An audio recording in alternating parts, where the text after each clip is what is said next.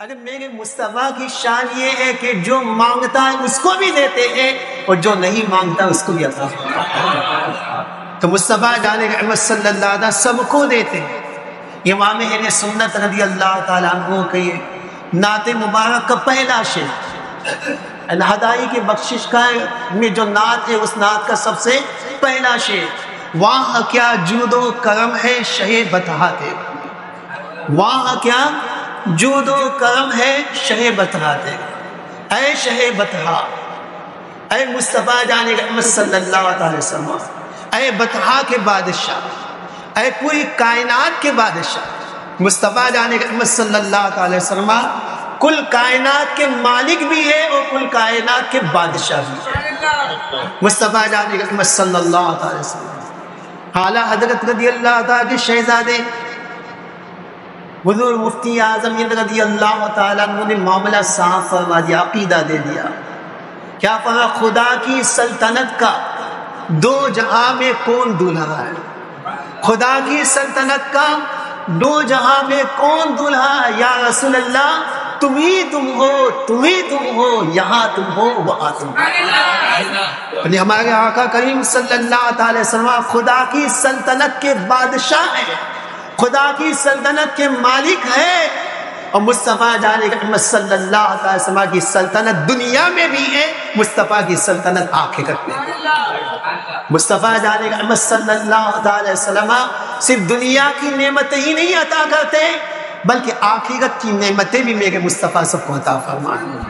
مصطفیٰ جان رحمت صلی اللہ علیہ وسلم کو اللہ تعالیٰ نے جنت کا مالک بنا کر کے بھیجا ہے نا، جنت میرے مصطفیٰ کی ہے، اور مصطفیٰ کے صدقے میں مصطفیٰ کے چاہنے والوں کو جنت ملے گی، اور جو مصطفیٰ کا غدار ہے اس کو کبھی بھی جنت نہیں ملے گی۔ امام اہل سنت نے فرمایا تجھ سے اور جنت سے کیا مطلب وہاں بھی دور، فرمایا تجھ سے اور جنت سے کیا مطلب وہاں بھی دور ہو، ہم رسول اللہ کے جنت رسول تعالیٰ حضرت نے بتا دیا، لکھ دیا، اور وہ بھی بزرگان دین کے تعلیمات کی روشنی میں،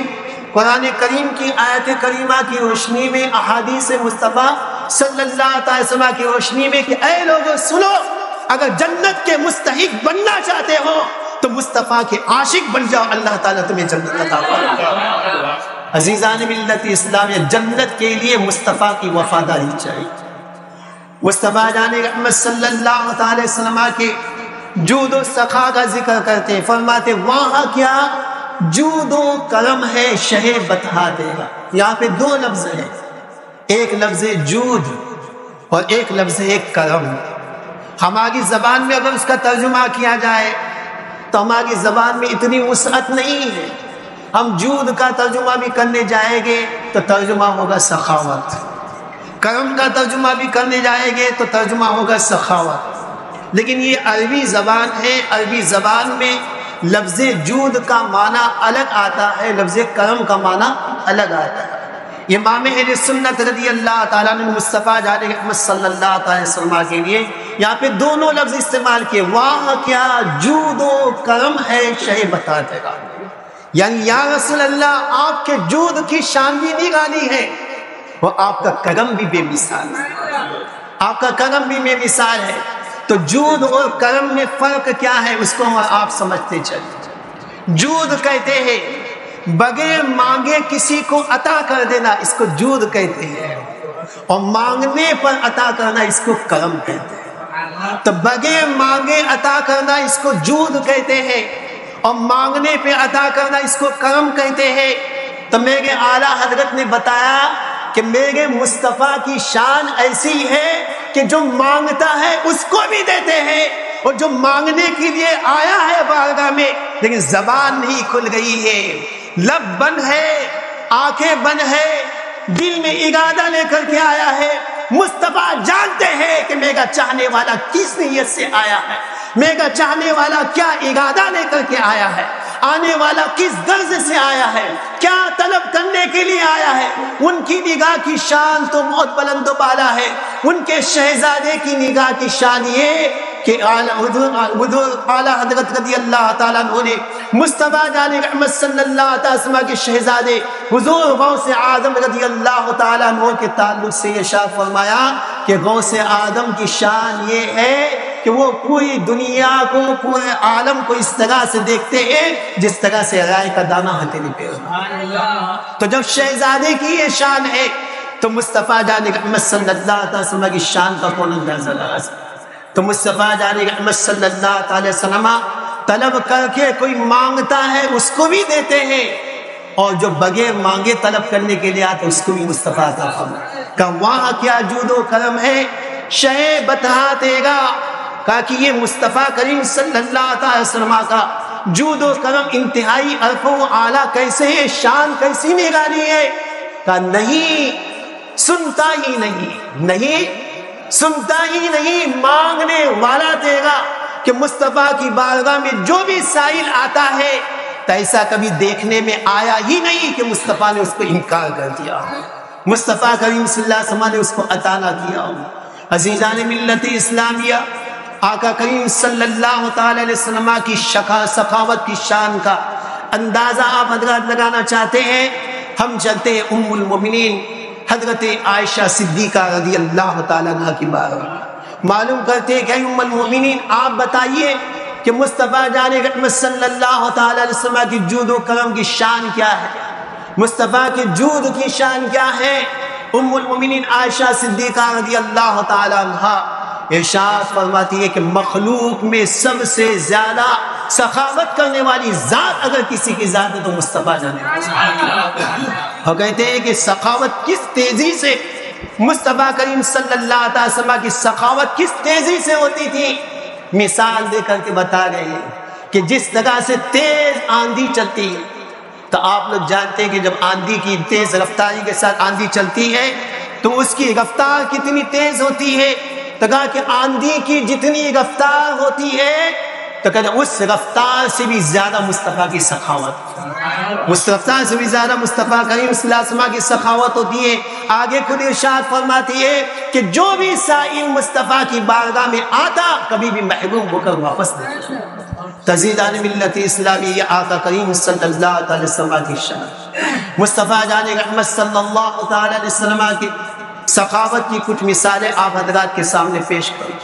مصطفیٰ جان رحمت صلی اللہ علیہ وسلم کی بارگاہ میں بحرین سے مال غنیمت آیا، جب مال غنیمت رکھ دیا گیا، بہت زیادہ مال غنیمت تھا، تو راوی بیان کرتے ہیں کہ حضرت سیدنا عباس رضی اللہ تعالیٰ عنہ جو مصطفیٰ جان رحمت صلی اللہ علیہ وسلم کے چچا ہوتے ہیں، وہ آئے اور آنے کے بعد عرض کرنے لگے کہ یا رسول اللہ صلی اللہ علیہ وسلم، مجھے یہ جو مال غنیمت آیا ہے اس مال غنیمت میں سے آپ مجھے حصہ عطا فرمائیے، خوب حصہ عطا فرمائیے۔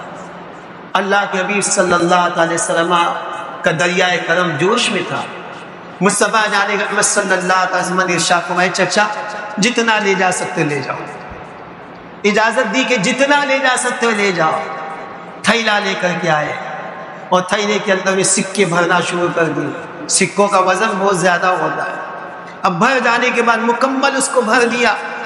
اب بھر جانے کے بعد میں اب اس کو اٹھانا چاہ رہے تو اٹھ ہی نہیں رہا ہے۔ آقا کریم صلی اللہ علیہ وسلم سے عرض کرنے لگے کہ کسی کو کہہ دیجئے کہ اٹھا کر کے میرے پیٹھ پہ رکھ دے۔ مصطفیٰ کریم صلی اللہ علیہ وسلم فرمایا کہ ایسا نہیں، خود سے جتنا لے جا سکتے لے جاؤ۔ تو اس کے بعد میں آخر میں ان کو کچھ سکے ہٹانے پڑے اور وہ اس کو اٹھا کر کے لے کر گئے۔ راوی کہتے ہیں کہ حضرت عباس رضی اللہ تعالیٰ عنہ جتنا چاہتے تھے لے کر کے گئے،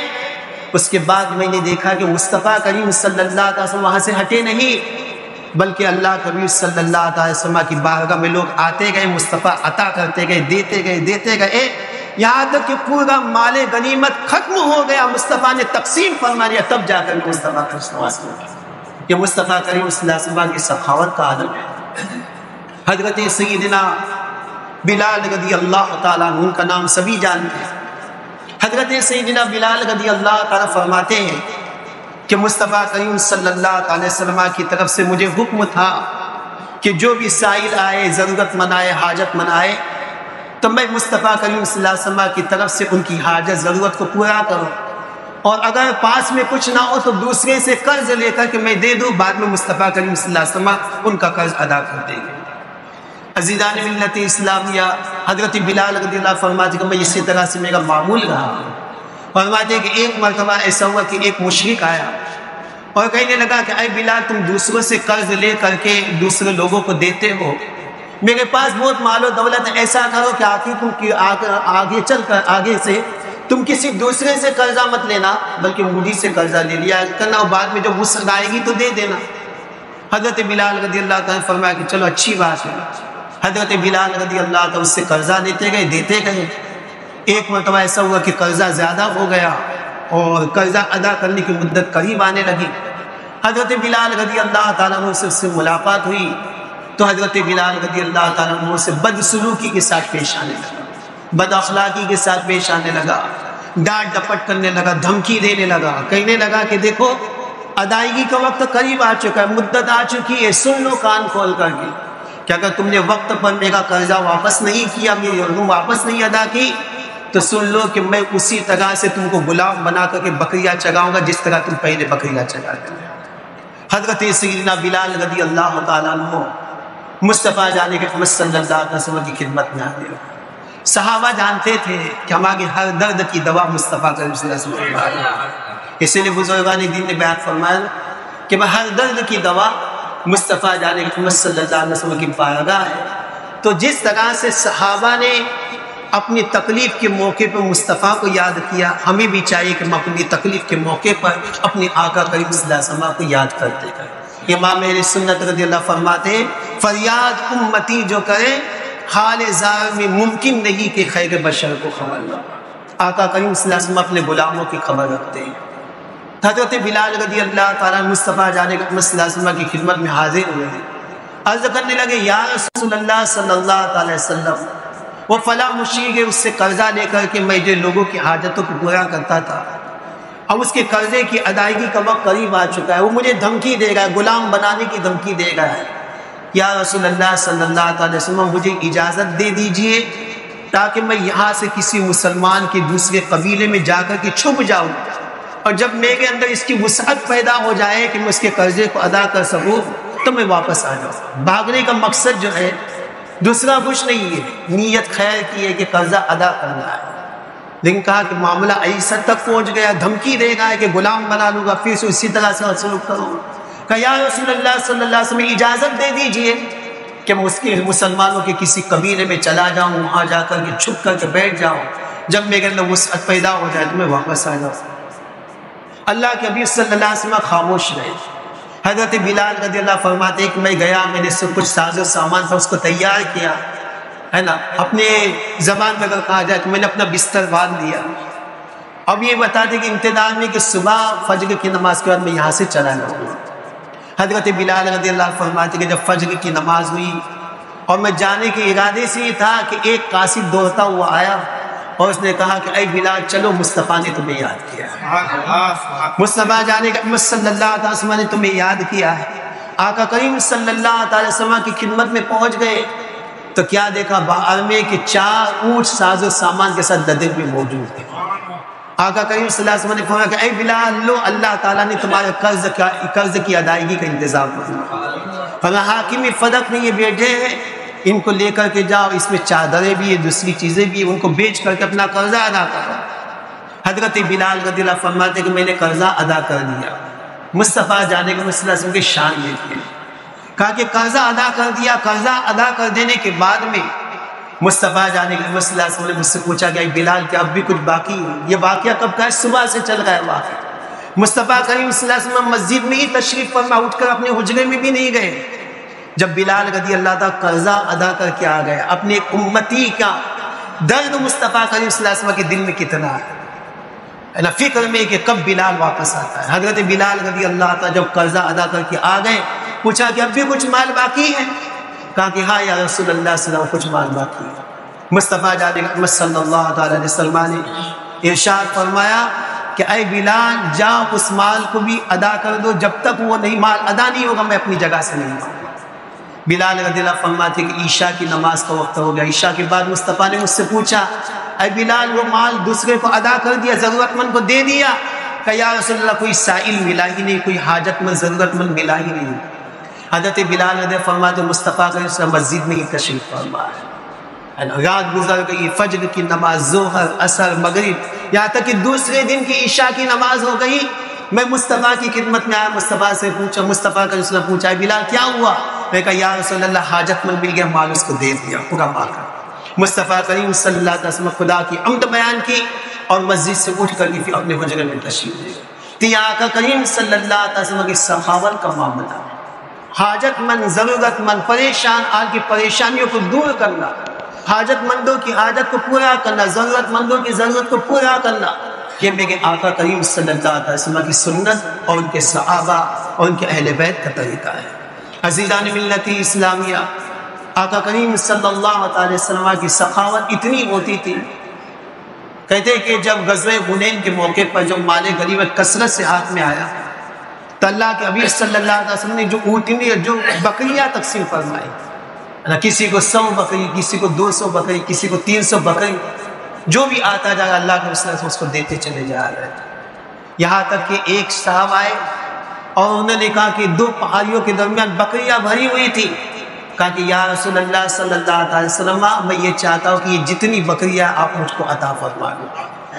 مصطفیٰ کریم صلی اللہ علیہ وسلم نے ساری بکریاں ان کو عطا فرما دی. خوش ہوئے اور آ کر اپنے قبیلے میں اعلان کرنے لگے. کیا اعلان کرنے لگے؟ کہ مصطفیٰ بھی ایمان لے آؤ, کہ وہ اتنا دیتے ہیں کہ آگے کسی کے سامنے ہاتھ پھیلانے کی حاجت ہی نہیں. کہ مصطفیٰ جان محمد صلی اللہ علیہ وسلم کی سخاوت, اسی کو امام اہل سنت نے فرمایا وہاں کیا جود و کرم ہے,